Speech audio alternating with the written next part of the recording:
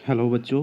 तो रिसर्च का next topic कर रहे हैं हम। ये पहले यूनिट का ही क्वेश्चन है, लिटरेचर एंड रिसर्च। असल में ये लिटरेचर एंड रिसर्च है क्या? लिटरेचर एंड रिसर्च क्या है? लिटरेरी रिव्यू है। जब हम कोई भी रिसर्च करते हैं तो हमें उस पर्टिकुलर टॉपिक के बारे में ऑलरेडी क्या पता है, क्या कुछ उस पे रिसर्च हो चुकी है, उस चीज़ का रिव्यू करना ही लिटरेरी रिव्यू होता है।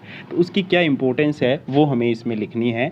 तो सबसे पहले तो आपको इसके बारे में लिखना है कि लिटरेरी रिसर्च या फिर literature and research is the backbone of various research branches. कि ये रीढ़ की हड्डी है किसकी? रिसर्च की। अगर हमने लिटरेरी रिसर्च नहीं की, फॉर एग्जांपल मैं शेक्सपियर के प्लेज में नेचर का डिस्क्रिप्शन ढूंढ रहा हूँ, लेकिन ऑलरेडी नेचर के ऊपर, शेक्सपियर के ऊपर क्या क्या लिखा जा चुका है वो मैं अगर नहीं पढ़ूंगा, उसके बारे में मैंने कुछ नहीं जाना, तो मैं हो सकता है कि वही रिसर्च कर दूं जो ऑलरेडी की गई है। तो अगर मेरे को ये पता होगा कि ऑलरेडी ये रिसर्च करी जा सकी चुकी है और इसके ऊपर ये रिसर्च के आइडियाज़ हैं या ये रिसर्च के फील्ड्स हैं वो अभी बाकी हैं, तो मैं नई रिसर्च कर सकता हूँ। It includes to find out all possible information about a particular text.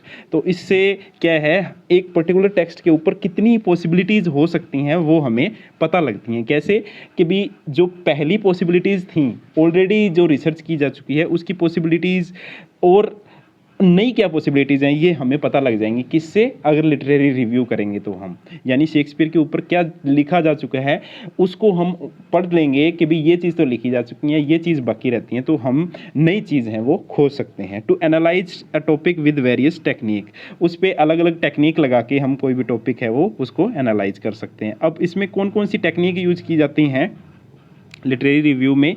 Summarise into brief account of all information.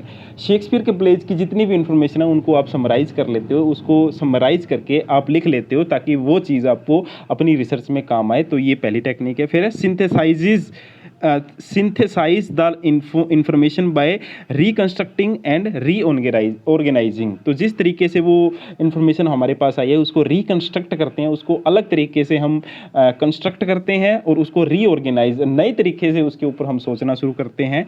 तो लिटरेरी रिव्यू हम यूज़ कर रहे हैं। उसके बाद है critical evaluation of a concept, यानी कि एक कंसेप्ट है उसका क्रिटिकल इवैल्यूएशन, उसके ऊपर किन किन क्रिटिक्स ने अपनी कोटेशंस लिखी हैं या किन किन क्रिटिक्स ने जानकारी दी है, वो सब कुछ हम करते हैं लिटरेरी रिव्यू में। उसके बाद है compare and contrast. Compare and contrast बड़ी इंपॉर्टेंट चीज़ है। कैसे कि हम कंपेयर करने लगते हैं कि भाई शेक्सपियर के टेम्पेस्ट में सुपरनेचुरल एलिमेंट्स हैं वो किसने पहले बताए हैं हमें, और फिर जो बताए हैं हम उसको किस तरीके से देख रहे हैं, और फिर हम उनको कंपेयर करके देखते हैं कि पहले वाले राइटर ने तो ऐसे लिखा था, हम ऐसे लिख रहे हैं। उसको कंपैरिजन और कॉन्ट्रास्ट जब हो जाता है तो कोई भी चीज़ है नई चीज़ निकल के आती है कि हमारी जो रिसर्च है उसमें ये चीज़ नहीं है। Highlight what has already done in a particular field.